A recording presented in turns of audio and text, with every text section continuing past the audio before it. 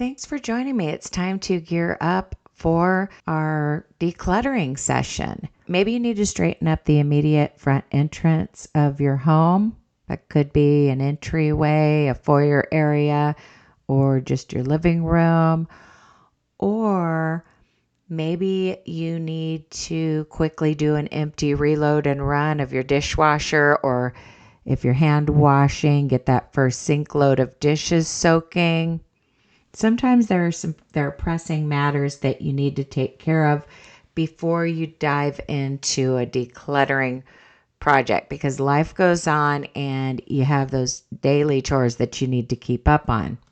But since this is an episode on decluttering, I'm only going to give you a few minutes to do whatever needs to be done first, whether it's a quick pickup of the floor somewhere, or getting your dishes soaking, or starting a load of laundry.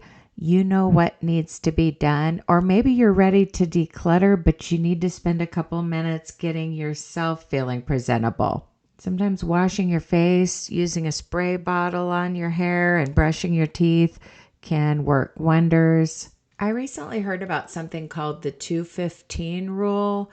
And this one's for stay-at-home moms, so I realize not all of you have time for this. But the 215 rule is about spending 1 hour on your house, 1 hour on exercise, mainly walking, and 15 minutes on getting yourself fixed up for the day. Now, obviously, that 15 minutes wouldn't include a bath or shower, but if you showered the night before, you can get presentable in 15 minutes for sure. Especially if you're using makeup removing wipes or a washcloth and you have a spray bottle for your hair. Trust me, I've learned to get ready quickly over the years. Hopefully you're taking care of whatever was pressing, whether it was getting yourself ready for the day, straightening up your immediate front entrance or front room, or getting your dishes soaking or loaded into the dishwasher, or doing a laundry switch and starting another load of laundry. You're going to need a trash bag and then another container that looks different for things that you're getting rid of but not discarding. We'll call it a donation box, but it could be a basket. It's whatever you have on hand. You could also use 2 different colored trash bags, one white and one black. The point is you need to have something for trash and another container for things that are going to go out to the car to be donated somewhere. And you'll also come across items you're going to keep, but you can put those in a pile somewhere. So go ahead and gather up what you need as far as containers. You could even use 3 containers if you wanted to. Maybe a bag for trash, a box for donations, and a laundry basket for items you're going to be relocating around the house. Or you could simply put those items in a pile. Now, when it comes to decluttering, everyone's house is so different and problem areas are different.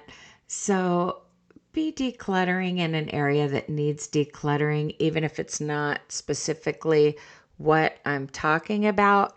But I'm going to talk as if you're decluttering the areas I tell you to declutter. Okay, we're going to start out in a living room or family room. But of course, if you're just super minimalist and you don't have any clutter in a living room or family room, you can work in another area, like a bedroom or a closet. And these decluttering episodes are not as specific as an episode where we're cleaning the kitchen and everybody has the exact same things to do. Wash your dishes, clean the sink, wipe the counters, and so on. But the important thing is that you at least have a trash bag and a container to put other things in, and you're ready to declutter. While you're working in a living room or family room or wherever you're decluttering, I'll just talk about the things in my living room that I have to declutter regularly. I have a coffee table that opens up.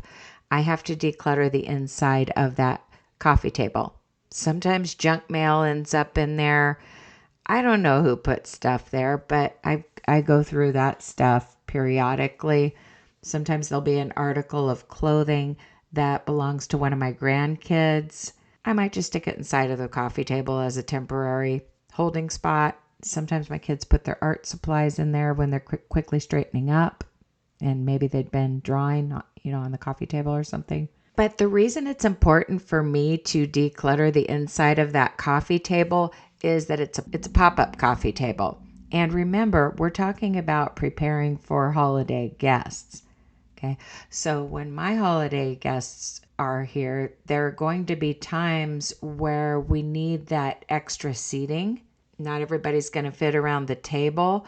So one of the other eating stations is the pop-up coffee table. There's also a breakfast bar in the kitchen with 3 bar stools, and then 3 or 4 people can sit on the couch and eat at that pop-up coffee table.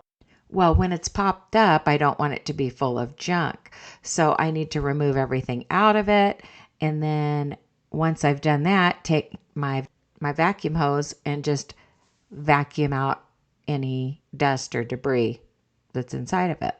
And I may or may not decide to keep a few things in there, but whatever I keep in there needs to make sense and be visually appealing and not look like I've just stuffed things in there to straighten up my living room in a hurry. Okay. And even before I had a pop-up coffee table, which seems like kind of a new invention, it's designed to pop up to a level where you could use it as a desk for your laptop, or you could sit there and eat. Even before that, I had coffee tables that opened up just, for storage reasons.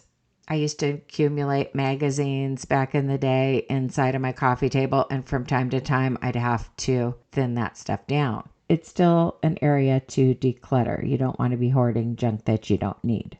And maybe you put something in there that you forgot about. And I realize some of you have a coffee table that doesn't open at all, and you were hopefully working on something else in the living room. Another piece of furniture that I had in my living room was the TV stand. It had a couple drawers and then a shelf underneath. I have moved that TV stand to my dining room / kitchen. I moved it in there and made it into a coffee station. Off and on, I have coffee stations, but for a while, I have had my Keurig and my other brewer just on the kitchen counter. But in preparation for Thanksgiving, I wanted to free up more counter space. And the reason I moved that so-called TV stand, because it doesn't really look like it has to be a TV stand, it's just a piece of furniture. It could also serve as a sideboard. When my 18-year-old son moved out, he had a huge TV in his bedroom. He's in the Marines now, so he's out of state and just comes home on leave for a few days at a time. Before he left, he told us we could switch TVs with him, and that gave me the idea to do another coffee station, because I used to have a desk in the kitchen, didn't really look that great, and I ended up moving it to the bedroom to use as a desk. So you might have another piece of furniture like that has drawers, or you might have some kind of entertainment center that has shelves, but deal with the cluttered drawers or shelves around your TV area, unless you're like me and you've switched to a wall mount. I do still need to declutter those drawers, even though I put that piece of furniture in the kitchen. I have not removed everything out of the drawers, because ideally it would have like coffee supplies in the drawers now that it's in the kitchen, like extra K-cups or whatever. Another piece of furniture that you might be clearing out right now could be an end table. Maybe you have an end table with a drawer and you can be going through that drawer.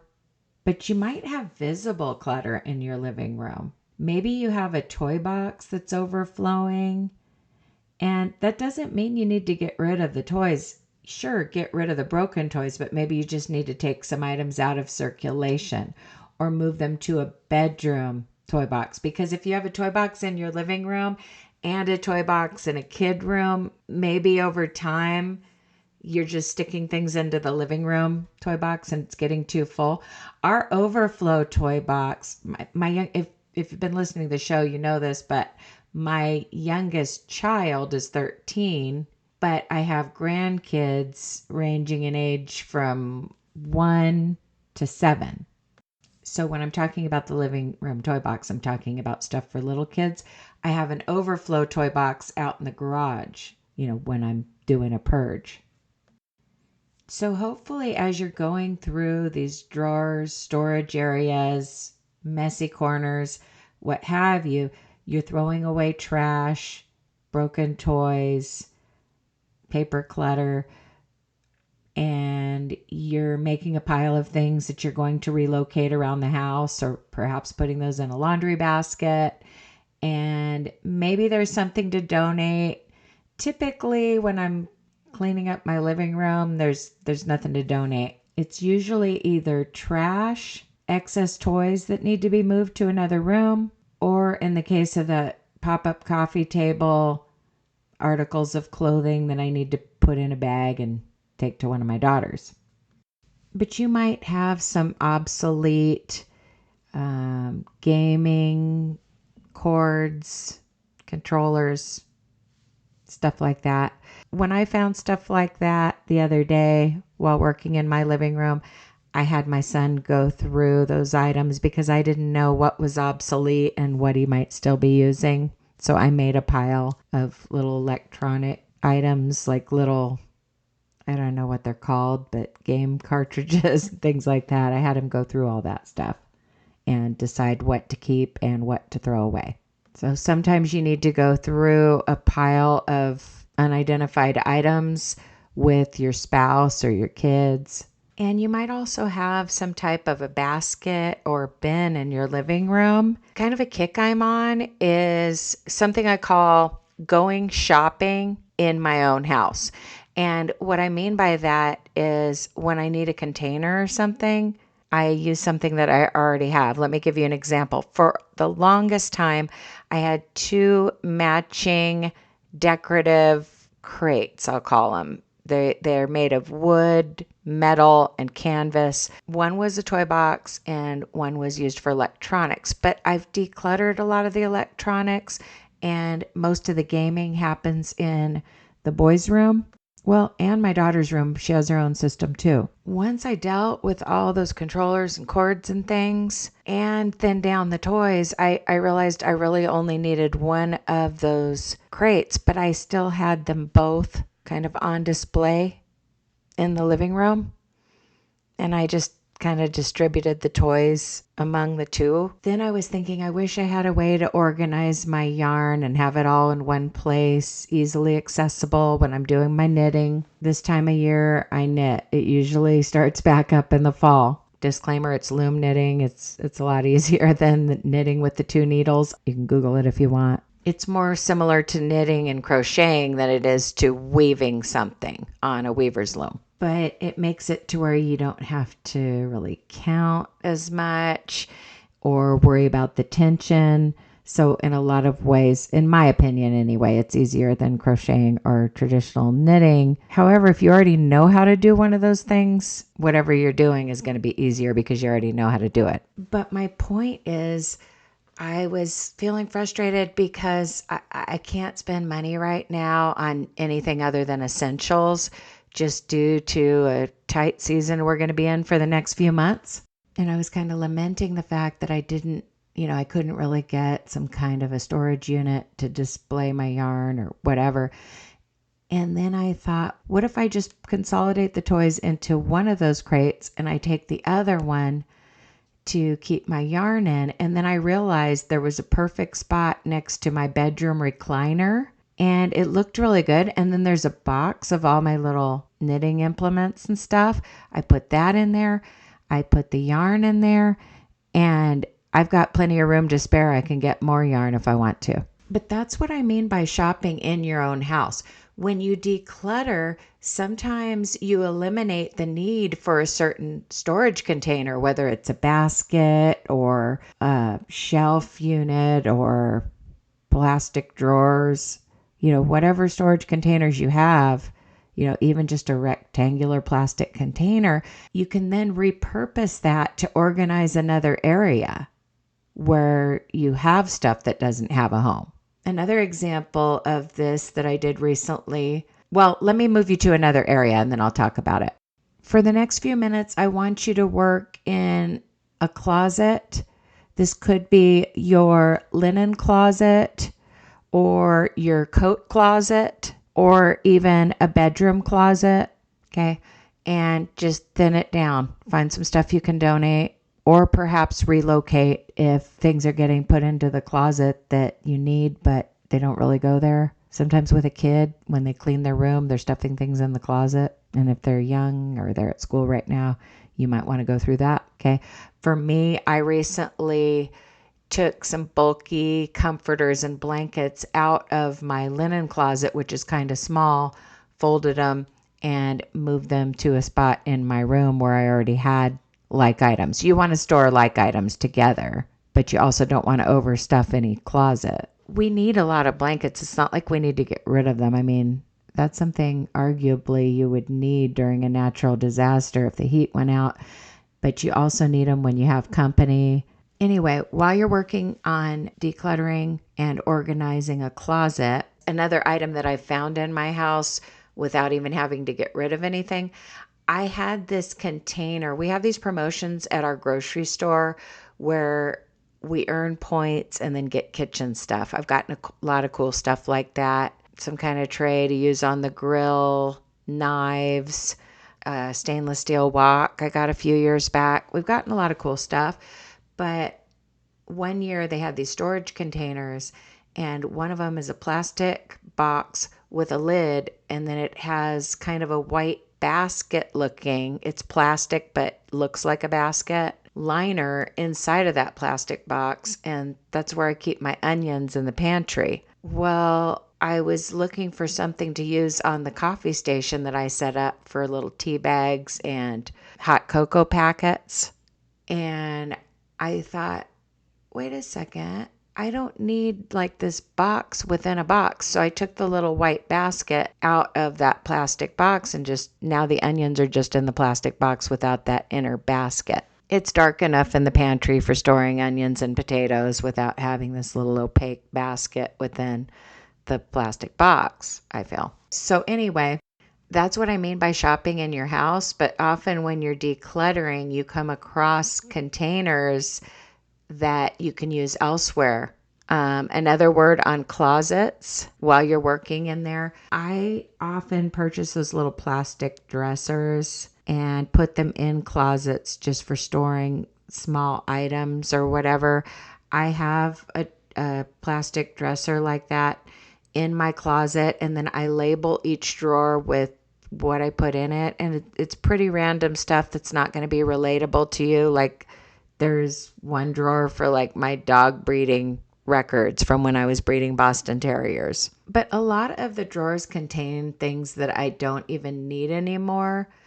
So once I've cleared those out, I can relabel them and then I'll have more places for things that need homes. You know, eventually you want a home for everything. You want to have less visible clutter, even inside your closets. And that's probably not a huge priority when you're getting ready for company. But the reason the linen closet came to mind, a lot of times when company comes, it's like, hey, do you have a blanket? And then my husband is like, yeah, in the linen closet. So it's possible somebody might open the linen closet. Okay. Or what if someone wants to hang their coat in your coat closet? Or someone forgot their jacket and they ask for a jacket or sweater. Hey, you can look through these. And, you know, your coat closet's presentable. And I didn't mention this because I think of it more as a cleaning task that you do regularly rather than decluttering. But of course, in a living room, you need to move your couches and recliner, if you have one, from time to time and deal with whatever debris you find under there. And also remove the cushions, remove any debris, and vacuum them out. One of your guests could misplace their keys or drop their phone and kind of reach down into your cushions or remove your cushions or move the couch. Maybe it's not super likely, but it can and does happen. In another episode, I'm planning to have you clean out your couch cushions and clean under the couches. But for this episode, I wanted you to just focus on those storage areas in your living room and get those decluttered. And let's face it, some of these tasks that we're doing in preparation for hosting holiday get-togethers are not that crucial. Obviously, when it gets closer to the event, you're going to deep clean your kitchen and bathrooms a couple days beforehand. You're probably going to vacuum the night before or the morning of. But downsizing and removing clutter while we still have weeks to go can still just give you a sense of accomplishment and help you feel less overwhelmed by your stuff. And you're also probably removing obstacles that will make it easier to do your daily cleanup. And some of these areas that we're decluttering are actually going to matter, especially if you're having overnight guests. For example, an overnight guest might want to hang up some of their clothes in a closet in that room they're staying in. Or they might open a drawer somewhere looking for a pen or something. Anyway, I hope you got a living area and a closet decluttered during this episode. And maybe you even found a container that could be better used elsewhere in your home. By the way, you can unlock longer episodes through an Apple Podcasts subscription, or you can also do it on Spotify or Patreon. You're not going to be on the full program until you unlock those bonus episodes. But I realize not everybody's able to purchase a paid subscription, and there's still a way you can help me without spending a dime, and it's giving this podcast a 5-star rating on whichever app you're listening, or just simply clicking follow or the plus sign so you don't miss the next episode. Anyway, I hope you got a lot done. Special thanks to those who have already given the show a 5-star rating, and of course to those who are financial supporters. But most of all, just keep listening. I appreciate each and every one of you. And as always, happy cleaning. I'll talk to you in the next episode.